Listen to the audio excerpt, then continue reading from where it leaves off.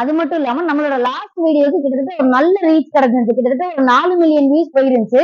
அந்த ஒரு 1500 வண்டி கிட்ட புக் ஆயிருந்துச்சு. ஆனா அவங்க எல்லாத்துக்குமே இருந்த டவுட் என்னன்னா, கியர் வண்டின்னு சொல்றீங்க, நம்ம பைக் மாதிரி கிளச்ச பிடிச்சி கியர் போடணுமா அப்படின்னு கேட்டிருந்தீங்க. அந்த மாதிரி நீங்க கஷ்டப்படவே தேவையில்ல. வாங்க எப்படி கியர் போடணுன்றதை காட்டுறேன். நம்ம வண்டியில வந்து பாத்தீங்கன்னா 3 mode of speed gear 3 mode இருக்குன்னு சொல்லியிருந்தோம். First, second, third. இங்க பாருங்க, இப்போ வந்து ஃபர்ஸ்ட் கியர்ல இருக்கு. நீங்க டிஸ்பிளேல ஃபர்ஸ்ட் கியர் காட்டுங்களா? நீங்க கிளச்ச பிடிச்சல கியர் போடணும் இல்ல, ஜஸ்ட் நீங்க லைட் ஆன் பண்ற மாதிரி செகண்ட் கியர் மாத்திட்டீங்கன்னா செகண்ட் கியருக்கு மாறிடும்.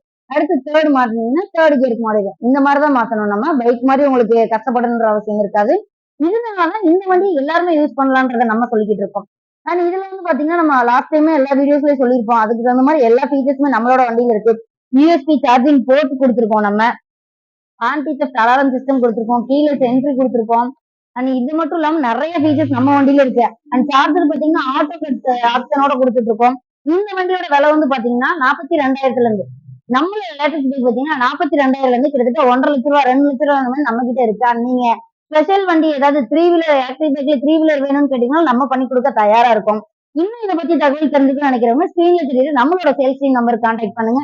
நன்றி.